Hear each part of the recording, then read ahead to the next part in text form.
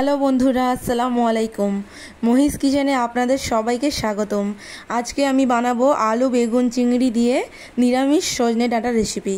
এই গরমের মধ্যে সজনে ডাঁটা দিয়ে এই তরকারি রেসিপিটি কিন্তু স্বাদে অতুলনীয় লাগে খেতে। আপনি নিরামিষ দিনের জন্য চটজলদি এই রেসিপিটি বানিয়ে নিতে পারেন। এখানে আমি বেগুন আর সজনে ডাঁটা ভালো করে কেটে পরিষ্কার করে জল দিয়ে ধুয়ে রেখেছি একটা প্লেটের মধ্যে। এরপর আমি কড়াইয়ে সরিষার তেল দিয়ে দিয়েছি আর দুটো মিডিয়াম সাইজের পেঁয়াজ কুচি আর কাঁচা লঙ্কা কুচি। এরপর আমি তেলে ভালো করে লাল লাল করে ভেজে নেব পেঁয়াজটি। ভেজে নেওয়ার পরে আমি এখানে দিয়ে দেবো আগে থেকেই তেলে ভেজে রাখা চিংড়ি মাছগুলো। এরপর আমি পেঁয়াজের সঙ্গে ভালো করে নাড়াচাড়া করতে থাকবো। বন্ধুরা, এই রেসিপিটি কিন্তু এই গরমের মধ্যে খুবই ভালো একটি রেসিপি। আশা করছি আপনারা বানিয়ে খাবেন। খুবই সুন্দর খেতে লাগে ভাতের সঙ্গে। এরপর পেঁয়াজের কালারটা যতক্ষণ না লাইট গোল্ডেন কালার হয়ে আসছে ততক্ষণ আমি ভাজতে থাকবো তেলের মধ্যে। নিরামিষ দিনের জন্য একেবারে পারফেক্ট এই রেসিপিটি। এরপর আমি এখানে দিয়ে দিয়েছি আদা রসুন বাটা। এবার আমি ভালো করে নাড়াচাড়া করতে থাকলাম। এরপর আমি দিয়ে দেবো ধুয়ে রাখা সজনে ডাঁটাগুলো। এরপর আমি পেঁয়াজের সঙ্গে নেড়ে চেড়ে নেব। সজনে ডাঁটা আমি বেশিরভাগ রেসিপিতে আমি তেলের সঙ্গেই দিই। তেলের সময়ে তেলেতে একটু ভেজে নিলে একটা আঁশটে গন্ধ থাকে, ওটা চলে যায়। এরপর আমি একটু পরিমাণ মতো জল অ্যাড করেছি। আপনারা চাইলে জলটা আপনাদের পরিমাণ অনুযায়ী দেবেন। এখানে দিয়ে দিয়েছি হলুদ গুঁড়ো, লবণ, লঙ্কার গুঁড়ো আর দিয়ে দেবো অল্প পরিমাণ মতো ধনিয়া গুঁড়ো।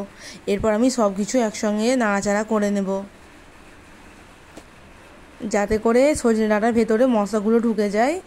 আর জলটাও আমি যেটুকু জল অ্যাড করেছিলাম সেটা যতক্ষণ না শুকিয়ে যাচ্ছে আমি নাড়াচাড়া করতে থাকছি। এরপর আমি এখানে একটা মিডিয়াম সাইজের আলু এভাবে কেটে নিয়েছি, ওটা ধুয়ে নিয়েছিলাম আগে থেকে। এটা আমি এর মধ্যে দিয়ে দেবো। দিয়ে এবার সব কিছু একসঙ্গে কষিয়ে নেব। এই রেসিপিটি কিন্তু খুবই সুন্দর একটি রেসিপি। ছোট থেকে বাচ্চারা বড়রা সবাই কিন্তু খেতে খুবই ভালোবাসবে। এই গরমের দুপুরে কিন্তু খুবই ভালো। সবসময় একঘেয়ে মাংস মাছ কিন্তু ভালো লাগে না কারো, বা রিচ খাবার কিন্তু ভালো লাগে না। এই রেসিপিটা ঝাল মশলা খুব কম দিয়ে আমি বানানোর চেষ্টা করেছি। বাড়িতে থাকা খুব কম উপকরণে আমি বানিয়েছি। আশা করছি বন্ধুরা আপনাদের ভালো লাগবে। এরপর আমি সব কিছু ভালো করে কষিয়ে নিচ্ছি। আর বন্ধুরা, আপনারা হয়তো দেখতেই পাচ্ছেন যে আমি একটু পরিমাণ জল অ্যাড করেছিলাম, সেই জলটা কিন্তু একেবারে কষতে কষতে বা নাড়াচাড়া করতে করতে শুকিয়ে গেছে।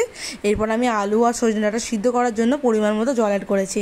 জলটা ফুটে এসছে। এরপর আমি এখানে দিয়ে দিয়েছি বেগুনগুলো, আমি যেগুলো আগে থেকে কেটে ভালো করে ধুয়ে পরিষ্কার করে নিয়েছিলাম।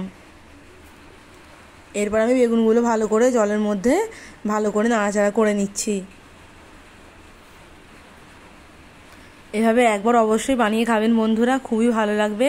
আর আমার রেসিপিগুলো যদি আপনাদের ভালো লেগে থাকে অবশ্যই একটা লাইক দিয়ে আমার পাশে থাকবেন। আর চ্যানেলটিকে সাবস্ক্রাইব করা না থাকলে করার অনুরোধ রইল। শেষ করছি আমার ভিডিও এখানেই। আশা করছি আপনাদের